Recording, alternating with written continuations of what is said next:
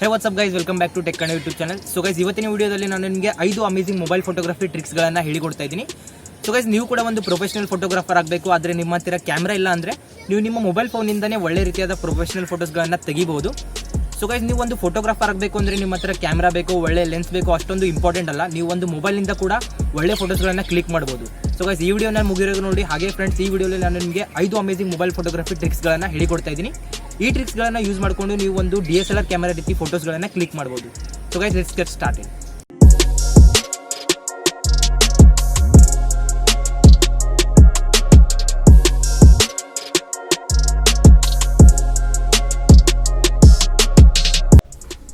So guys, ಎಲ್ಲಕ್ಕೂ ಮೊದಲನೇ tip ಅಂದರೆ ನೀವು ಯಾವುದೇ ಒಂದು ಫೋಟೋಸ್ಗಳನ್ನು ತೆಗಿಬೇಕು ಅಂದರೆ ಮೊಬೈಲನ್ನು ಡೈರೆಕ್ಟಾಗಿ ಹೊರಗಡೆ ತೆಗೆದು ಡೈರೆಕ್ಟಾಗಿ ಫೋಟೋಸ್ಗಳನ್ನು ಕ್ಲಿಕ್ ಮಾಡಲಿಕ್ಕೆ ಸ್ಟಾರ್ಟ್ ಮಾಡ್ತೀರಾ. ಆದರೆ ನಿಮ್ಮ ಮೊಬೈಲ್ ಯಾವಾಗಲೂ ನಿಮ್ಮ ಕೈಯಲ್ಲಿ ಇರುತ್ತೆ, ನಿಮ್ಮ ಪಾಕೆಟಲ್ಲಿರುತ್ತೆ. ಸೊ ಇದರಿಂದ ನಿಮ್ಮ ಮೊಬೈಲ್ ಕ್ಯಾಮೆರಾ ಎದುರುಗಡೆ ಬಹಳಷ್ಟು ಡಸ್ಟ್ ಹಾಗೂ ನಿಮ್ಮ ಫಿಂಗರ್ ಪ್ರಿಂಟ್ ಕೂತಿರುತ್ತೆ. ಇದರಿಂದ ನೀವು ತೆಗೆದಿರೋ ಫೋಟೋ ಸ್ವಲ್ಪ ಬ್ಲರ್ ಆಗಿ ಬರುತ್ತೆ. ಸೊ ಎಲ್ಲಕ್ಕೂ ಮೊದಲು ನೀವು ನಿಮ್ಮ ಕ್ಯಾಮೆರಾ ಲೆನ್ಸನ್ನು ಕ್ಲೀನ್ ಮಾಡಿ. ಇದನ್ನು ನೀವು ಒಂದು ಸನ್ ಗ್ಲಾಸಸ್ ಬಟ್ಟೆಯಿಂದ ಅಥವಾ ಯಾವುದಾದ್ರೂ ಒಂದು ನಾರ್ಮಲ್ ಬಟ್ಟೆಯಿಂದ ಕ್ಲೀನ್ ಮಾಡಿ. ಸೊ ಗೈಸ್, ಇಲ್ಲಿ ನೀವು ನೋಡ್ಬೋದು ಕ್ಯಾಮ್ರಾನ ಕ್ಲೀನ್ ಮಾಡಿ ತೆಗೆದ ಫೋಟೋ ಹಾಗೂ ಕ್ಲೀನ್ ಮಾಡದೆ ತೆಗೆದಿರೋ ಫೋಟೋಲಿ ಎಷ್ಟೊಂದು ಡಿಫ್ರೆನ್ಸ್ ಇದೆ ಅಂತ. ಸೊ ಎಲ್ಲಕ್ಕೂ ಮೊದಲು ನೀವು ಕ್ಯಾಮ್ರಾನ ಕ್ಲೀನ್ ಮಾಡಿದ್ಮೇಲೆ ನೀವು ಫೋಟೋಸ್ಗಳನ್ನು ತೆಗಿಬೋದು. ಸೊ ಗೈಸ್, ನೆಕ್ಸ್ಟ್ ಟಿಪ್ ಅಂದರೆ HDR ಮೋಡನ್ನು ಯೂಸ್ ಮಾಡೋದು. HDR ಮೋಡ್ ಎಲ್ಲ ಮೊಬೈಲ್ ಫೋನ್ಸ್ಗಳಲ್ಲಿ ಇರುತ್ತೆ, ಆದರೆ ಅದನ್ನು ಯಾರೂ ಯೂಸ್ ಮಾಡೋದಿಲ್ಲ. ಸೊ ಗೈಸ್, HDR ಅಂದರೆ ಹೈ ಡೈನಮಿಕ್ ರೇಂಜ್. ಈ ಮೋಡಲ್ಲಿ ನಿಮ್ಮ ಮೊಬೈಲ್ 3 ಫೋಟೋಸ್ಗಳನ್ನು ಕ್ಲಿಕ್ ಮಾಡುತ್ತೆ. ಒಂದು ಕರೆಂಟ್ ಎಕ್ಸ್ಪೋಸರಲ್ಲಿ, ಒಂದು ಅಂಡರ್ ಎಕ್ಸ್ಪೋಸರಲ್ಲಿ ಹಾಗೂ ಇನ್ನೊಂದು ಓವರ್ ಎಕ್ಸ್ಪೋಸರಲ್ಲಿ. ಹಾಗೂ ನಂತರ 3 ಫೋಟೋಸ್ಗಳನ್ನು ಮರ್ಜ್ ಮಾಡಿ ಒಂದು photo ತೆಗೆಯುತ್ತೆ.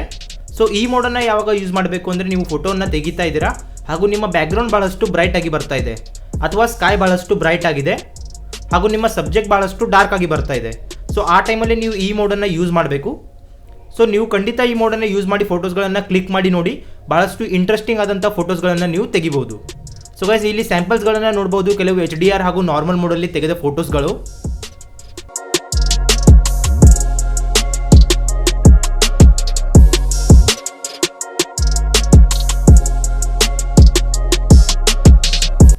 So guys, third tip ಅಂದರೆ ನೀವು ನಿಮ್ಮ ಫೋಟೋಸ್ಗಳಲ್ಲಿ ಬ್ಯಾಕ್ಗ್ರೌಂಡ್ ಬ್ಲರನ್ನು ಯಾವ ರೀತಿಯಾಗಿ ಪಡಿಬೋದು. ಬ್ಯಾಕ್ಗ್ರೌಂಡ್ ಬ್ಲರ್ ಫೋಟೋಸ್ಗಳು ಬಹಳಷ್ಟು ಅಟ್ರಾಕ್ಟಿವ್ ಆಗಿರುತ್ತೆ ಹಾಗೂ ಈ ರೀತಿಯಾದ ಫೋಟೋಸ್ಗಳನ್ನು ತೆಗೆಯಲು ಒಳ್ಳೆಯ ಕ್ಯಾಮ್ರಾ ಅಥವಾ ಹೊಸ ಮೊಬೈಲ್ ಇರಲೇಬೇಕು ಅಂತ ಅವಶ್ಯಕತೆ ಇಲ್ಲ.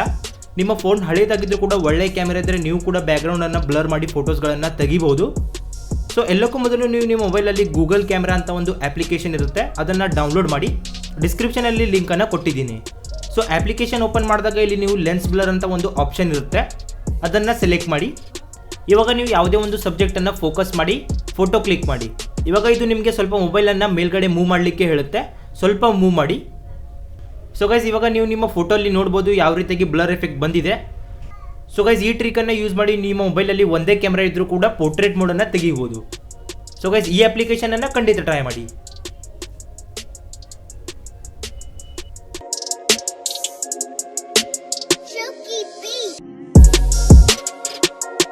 ಸೊ ಗೈಸ್, ನೆಕ್ಸ್ಟ್ ಟ್ರಿಕ್ ಅಂದರೆ ನಮ್ಮ ಎಲ್ಲರ ಮೊಬೈಲ್ ಕ್ಯಾಮೆರಲ್ಲಿ ಪ್ಯಾನೋರಮಾ ಅಂತ ಒಂದು ಆಪ್ಷನ್ ಇರುತ್ತೆ. ಈ ಆಪ್ಷನಿನ ಇದನ್ನು ಯಾವ ರೀತಿಯಾಗಿ ಯೂಸ್ ಮಾಡೋದು ಅಂತ ಬಹಳಷ್ಟು ಜನರಿಗೆ ಗೊತ್ತಿಲ್ಲ.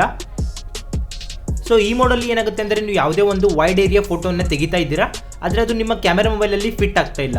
ಸೊ ಆ ಟೈಮಲ್ಲಿ ನೀವು ಈ ಪ್ಯಾನೋರಮಾ ಮೋಡನ್ನು ಯೂಸ್ ಮಾಡಿ ಬಹಳಷ್ಟು ವೈಡ್ ಆ್ಯಂಗಲ್ ಆದ ಫೋಟೋಸ್ಗಳನ್ನು ಹೈ ಕ್ವಾಲಿಟಿಯಲ್ಲಿ ಕ್ಲಿಕ್ ಮಾಡ್ಬೋದು. ಸೊ ಗೈಸ್, ಎಲ್ಲಕ್ಕೂ ಮೊದಲು ನೀವು ನಿಮ್ಮ ಮೊಬೈಲ್ ಕ್ಯಾಮೆರಲ್ಲಿ ಪ್ಯಾನೋರಮಾ ಮೋಡನ್ನು ಸೆಲೆಕ್ಟ್ ಮಾಡಿ. ಇವಾಗ ನೀವು ಯಾವುದೇ ಒಂದು ಫೋಟೋನ ಕ್ಲಿಕ್ ಮಾಡಿ. ಇವಾಗ ನೀವು ನಿಧಾನವಾಗಿ ನಿಮಗೆ ಎಷ್ಟೊಂದು ಏರಿಯಾ ನಿಮಗೆ ನಿಮ್ಮ ಫೋಟೋಲ್ಲಿ ಬೇಕು ಅಷ್ಟೊಂದು ಮೂವ್ ಮಾಡ್ತಾ ಇರಿ.